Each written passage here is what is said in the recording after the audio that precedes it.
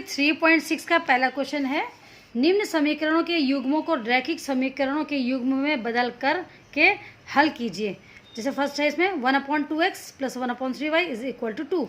Second है इसमें 1/3x plus 1/2y is equal to 13/6। अब देखो ये दो हमारे पास दी गई समीकरण है, इनको तुमने क्या करना है, रैखिक समीकरण के युग्म में बदलना है और तब हल करना है। देखो इनको रैखिक समीकरण के युग्म कैसे चेंज करेंगे, देखेंगे हम यहाँ पे, इसमें जो चर x है वो क्या है, डिनोमिनेटर पार्ट में यानी कि हर में, और इसमें जो चर y ये भी इसमें हर में है, ऐसे ही इसमें भी है। सबसे पहले हम इन चर जो हर में जो चर लिखे हैं इन सब चरों को ऐसे नए चर में बना देंगे जो कि चर क्या आ जाए, अंश में आ जाए। तो देखेंगे ये सवाल यहाँ पे कॉपी में किया हुआ है कि हम सबसे पहले क्या करेंगे, जो अपॉन में x लिखा तो 1/x, देखो 1/x को मान लेंगे नया चर a, ठीक है, ये 1/x को मान लिया हमने a। और इसी प्रकार से जो चर जो y है वो हर में लिखा है तो इसको भी हम क्या नया चर के रूप में मान लेते हैं, यानी कि 1/y is equal to b।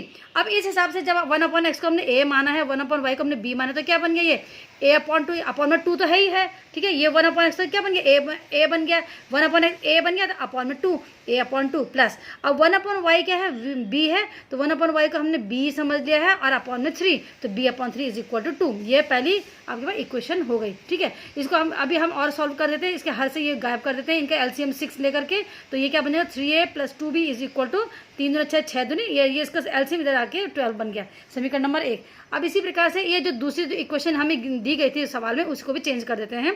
तो 1/x को हम तो लिख देंगे y, वो सॉरी a, तो a/3 हो जाएगा, प्लस 1/y को हमने लिख देना b, तो b/2 इज इक्वल टू 13/6, ये बन गया। फिर हम इनका एलसीएम 6 लेते हुए हम इसे क्या करेंगे, 2a plus 3b is equal to, इसका जो 6 था ये इधर गुणा में चला गया, इसका एलसीएम, तो 6 से 6 कट गया, 13 रह गया केवल। ये क्वेश्चन नंबर 2 आ गया। अब ये नॉर्मल समीकरण बन गए जो तुमने पहले भी सीखे हैं। अब इन दोनों समीकरणों हम जो है विलोपन विधि से हल करते हैं। किस प्रकार से करेंगे, समीकरण 1 में किससे गुणा करने पर 2 से गुणा करेंगे और समीकरण 2 में 3 से गुणा करेंगे। हम ऐसे क्यों कर रहे हैं, समीकरण 1 में जब 2 से गुणा करते हैं तो 2 3 6 a बन जाएगा, ये बन जाएगा, a वाला पार्ट क्या बन जाएगा 6 बन जाएगा, बाकी तो बदलेंगे गुणा होकर के। और नीचे वाले जो दूसरे समीकरण है ये भी क्या बन जाएगा, 3 से मल्टीप्लाई तो 3 2 जा 6, तो ये भी 6a बन जाएगा। तो यहाँ से 6a और 6a आपस में बाद में कैंसिल हो जाएंगे जब हम इनको घटाएंगे। तो देखो इस प्रकार से समीकरण नंबर 1 हमने 2 से गुणा करी, समीकरण नंबर देखो ये आ गया हमारे पास, ठीक है। इसी प्रकार से दूसरी समीकरण में हमने 3 से गुणा करी तो हमारे पास ये आ गया है। तो 3 और 4 समीकरण को आपस में हमने घटा दिया, देखो इस प्रकार से घटाया हमने, तो घटाने पर 9 में से 4 गया 5, b बराबर कितना, 15 गया, b का मान 3 आ जाता है, ठीक है।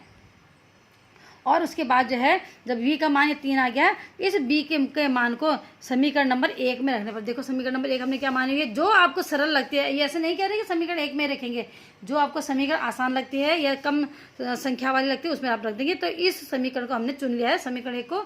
इस समीकरण 1 में हमने क्या करना है, b का मान रख देना है। b का मान क्या निकाला भाई हमने, 3 निकाला। तो देखेंगे यहाँ पे समीकरण 1 को मैं लिख रही हूँ दोबारा से, 3a प्लस 2 और b के स्थान में हमने 3 लिख देना इज इक्वल टू 12। तो हमारे पास आ जाएगा 3a plus 2 3 6 is equal to 12। तो 3a इज इक्वल टू 12 में से 6 घटा के क्या आ जाता है, 6 आ जाता है। तो 3a बराबर 6, तो a इज इक्वल टू 6/3, तो 3 2 जा 6, a की वैल्यू क्या आ गई, 2 आ गई, ठीक है। अब a की वैल्यू 2 आ गई है, इसके बाद हमने b की वैल्यू निकालनी है। b की वैल्यू तो निकाल चुकी थी हमने, a की वैल्यू 2 निकाल दी हमने, b की वैल्यू कितनी निकाली 3 और a की वैल्यू क्या निकाली 2। अब ये तो हमारे जो नए चर हमने अपने आप से बनाए हुए थे ये उनकी वैल्यू है, लेकिन जो सवाल में जो दिए गए जो चर थे x और y उनकी वैल्यू नहीं निकली है, उसको भी अभी निकालना बाकी है। तो उनको हम कैसे निकालेंगे, जो हमने माने हुए क्या थे, माना क्या था हमने कि 1/x को हमने क्या मान लिया था, a मान लिया था, माना था हमने शुरू में, और 1/y को क्या माना था हमने, b माना था। इसमें हम a के स्थान पर 2 लिख देंगे और b के स्थान पर 3 लिख देंगे। इस प्रकार से इनको सॉल्व करते हैं। देखो x इधर आ जाएगा, 2 इसके अपॉन में आ जाएगा, तो x की वैल्यू 1/2 आ गई। इसी प्रकार से 1/y is equal to 3, it means कि y की वैल्यू क्या आ जाएगी, 1/3 आ जाएगी। इस प्रकार से इस सवाल में रैखिक समीकरण में बदल करके हमने x और y के मान क्या प्राप्त करें, 1/2 और 1/3, ये इसका आंसर है, ठीक है। और उसके बाद जो है अगला क्वेश्चन, इसमें फर्स्ट वाले का सेकंड पार्ट है, 2/√x plus 3/√y is equal to 2, 4/√x minus 9/√y is equal to -1। अब देखो ये अंडर ये वाला प्रश्न बहुत बार पूछा जाता है क्वेश्चन में, जिसमें अंडर रूट लगा रहता है, ठीक है। और सबसे दूसरी बड़ी बात यह है कि एक तो अंडर रूट में लिखे हुए चर, दूसरी बात क्या है कि ये चर हर में, तो सबसे पहले इन हर वाले चरों को चेंज करके हम अंश में ले आएंगे। कई लोग इनको डायरेक्ट भी सॉल्व कर लेते हैं, वो भी ठीक है, लेकिन हम सरल तरीका अपनाते हैं जो हमने सीखा हुआ है। 1/√x को p मान लिया, 1/√y को हमने क्या मान लिया, q मान लिया। अब हमने 1/√x के स्थान पे p लिख देना। देखो 1/√x, अपॉन में √x को तो हमने p कर देना, तो 2 ये ऊपर ही रह जाएगा, तो 2p बन गया, प्लस 3 और अपॉन में अंडर रूट वाई को हमने क्या मान रखा है, क्यू मान रखा है, तो 2p plus 3q is equal to 2 बन जाएगा, बन गया। तो 2p plus 3q is equal to 2 लिख दिया। अब इसी प्रकार से इसको देखते हैं, 4 अपॉन अंडर रूट एक्स को हमने p मान लेना, तो 4p minus 9q is equal to -1। तो ये भी हमारे पास दूसरी समीकरण आ गई, 4p minus 9q is equal to -1। ये अब हम इसे समीकरण 1 और समीकरण 2 डाल देते हैं। अब हम इन दोनों समीकरणों को देखते हैं कि इन दोनों समीकरणों को हम कैसे हल कर सकते हैं, कौन सा चर ऐसा है कि जो आसानी से जिसके गुणांक एक जैसे हो जाएंगे गुणा करके, और तब उन्हें कैंसिल कर सकते हैं। देखेंगे हम, तो समीकरण 1 में आप देखेंगे जैसे p के आगे क्या लिखा है, गुणांक 2 है, और समीकरण 2 में जो है p के आगे क्या है, 4x नहीं है बल्कि 4 क्या है, p है, ठीक है, क्या ये 4p। तो हमने इस 4p का गुणा किया 4 है, तो इसको हम आसानी से जो है 2 में 2 से गुणा करके 2 दूनी 4p बना सकते हैं। तो हम क्या करेंगे, समीकरण नंबर 1 में 2 से गुणा करने पर, तो गुणा करी तो देखो क्या आएगा, देखो 2 से गुणा कर 2 दूनी 4p प्लस 2 तियां 6q बराबर 2 दूनी 4। तो ये नई समीकरण क्या बन गई, 4p प्लस 6q बराबर 4, ये बन गई, ये हमने लिख दी यहाँ पे, ठीक है। अब उसके नीचे हमने ये पुरानी वाली समीकरण है ना, इक्वेशन नंबर 2, इसको रख देना है। इसमें कोई चेंज नहीं किया हमने, सिर्फ इसको चेंज करके समीकरण 1 को चेंज करके 3 बना दिया। अब ये खत्म हो गया, ये बन गया, और इसके स्थान पे ये अपना पुरानी वाली समीकरण है ही है। अभी दोनों को समीकरण को देखते हैं कि p और p क्या करने हैं, हमने काटने हैं, लेकिन हम क्या देखते हैं, दोनों प्लस में है, तो इनके साइन चेंज कर देंगे, उल्टे कर देंगे, घटाने पर लिखेंगे, तो माइनस का साइन हो जाएगा यहाँ पे, ये माइनस का प्लस चेंज हो जाएगा, ठीक है, और ये माइनस से बदल के क्या बन जाएगा, प्लस बन जाएगा। ये हमने इनको कैंसिल कर दिया है, ठीक है। अब हमारे पास क्या आ गया, क्यू है, क्यू देखो अब 9 है, ये प्लस 9, ये 6 है और ये 9 है, धन में 9 है, तो 6 प्लस 9 कितना था, 15। तो 15q is equal to 4 plus 1, ये माइनस हट के प्लस बन चुका है, तो ये 5 हो गया। तो q इज इक्वल टू 5/15, 5 बन जाए 5, 5 3 से 15, तो q की वैल्यू क्या आ गई, 1/3। अब हमने q की वैल्यू निकाल लिया, अब हम इसके बाद क्या करेंगे, p की वैल्यू निकालेंगे, ठीक है। तो इसको किसी भी इस q के मान को किसी भी एक समीकरण में हम रख देते हैं जो हमें आसान लगेगा। तो हमने इसके मान को समीकरण नंबर 1 में रख दिया। देखो ये समीकरण नंबर 1 क्या है, मेरे पास 2p plus 3q is equal to 2 लिखा है, तो हमने देखो यहाँ पे 2p प्लस 3q, q के स्थान पे अब हम क्या लिखेंगे, 1/3। देखो हमने 1/3 निकाला था ना, इज इक्वल टू 2। अब इसे सॉल्व कर दो, 3 से 3 कैंसिल हो गया, तो सिर्फ क्या रह गया, यहाँ पे 1 रह गया। तो हमारे पास आ जाता है नेक्स्ट स्टेप कि 2p plus 1 is equal to 2।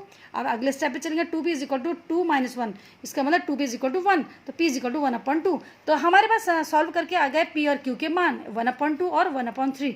अब हमें ये तो वो वाले मान है जो हमने अपनी स्वेच्छा से माने हुए नए चर हैं, लेकिन हमें जो पुराना चर क्या था, x और y था, ठीक है, हमें उनके मान प्राप्त करने हैं। तो उनके मान प्राप्त करने के लिए जो चीज़ हमने पहले मान के चले थे ना कि 1/√x is equal to p और 1/√y is equal to q, इसकी सहायता से हम p और p क्या q का मान रख करके x और y का मान निकालेंगे। आप देखो कैसे करते हैं, हमने माना था कि 1/√x is equal to p और 1/√y is equal to q। अब हम वैल्यूज पुट कर देंगे, p की वैल्यू 1/2, q की वैल्यू 1/3 रखेंगे, √x इज इक्वल टू 2 आ गया, √y इज इक्वल टू 3 आ गया। अब अंडर हटाने के लिए x का मान निकाले, तो अंडर हटाने के लिए क्या करेंगे, स्क्वायर करेंगे दोनों साइड में, तो ये अंडर से स्क्वायर से अंडर कट जाएगा और 2 का स्क्वायर क्या हो जाएगा, 4 हो जाएगा। इसी प्रकार से under y is equal to 3 है, तो अंडर हटाने के लिए हम क्या करेंगे, दोनों साइड में स्क्वायर करेंगे, y इज इक्वल टू क्या 9 आ जाएगा, और इस प्रकार से x और y के मान प्राप्त हो जाते हैं। समझ में आ गया आपको। तो इस प्रकार के जो सवाल जो होते हैं जिनमें चर जो है हर में लिखे रहते हैं, उन हर में लिखने वाले चरों को हम क्या करते हैं, कैसे करके सॉल्व करते हैं, नए चर को मान लेते हैं और ऐसा चर मानते हैं जो कि अंश वाला रहे, और तब जाकर के हम रैखिक समीकरणों में बदल करके हम इन सवालों को करते हैं।